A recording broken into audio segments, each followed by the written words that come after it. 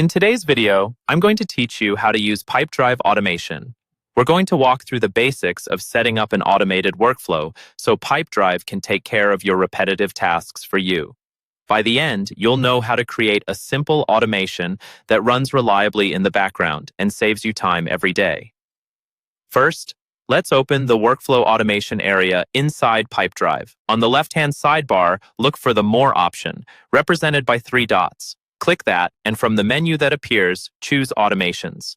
This is your main hub for building, viewing, and managing all of your automated workflows. Once you're on the Automations page, you'll see an option to create something new. Click the Plus Automation button to start from scratch. If you prefer to use a pre-built setup, you can also choose a template instead. Templates are helpful if you're just getting started or you want an example you can tweak. But for now, creating a new automation will help you understand how everything fits together. Every automation in Pipedrive starts with a trigger. The trigger is the event that tells Pipedrive it's time to run this workflow.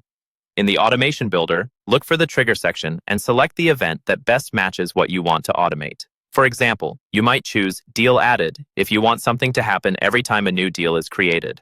Or you could use Deal Updated to a specific stage if you only want actions to run when a deal reaches a certain point in your pipeline. The key is to think about the exact moment in your sales process where you'd like Pipedrive to step in and help.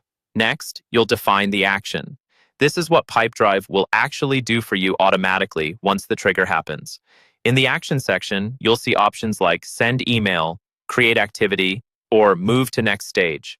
For instance, when a deal is added, you might automatically create a follow-up call activity, or when a deal moves to a proposal stage, you might automatically send a templated email to the contact. You can mix and match actions to reflect the real-world steps you take with your leads and customers.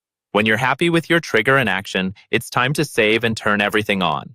Give your workflow a clear descriptive name so you can recognize it later, especially if you plan to create multiple automations. Then, look for the toggle or switch to set the workflow to active.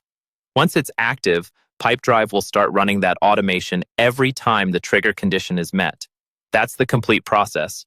Open Automations from the More menu, create a new automation or use a template, choose your trigger, define your action, then save it and activate it. With just these steps, you can start turning your repetitive tasks into reliable, automated workflows inside Pipedrive.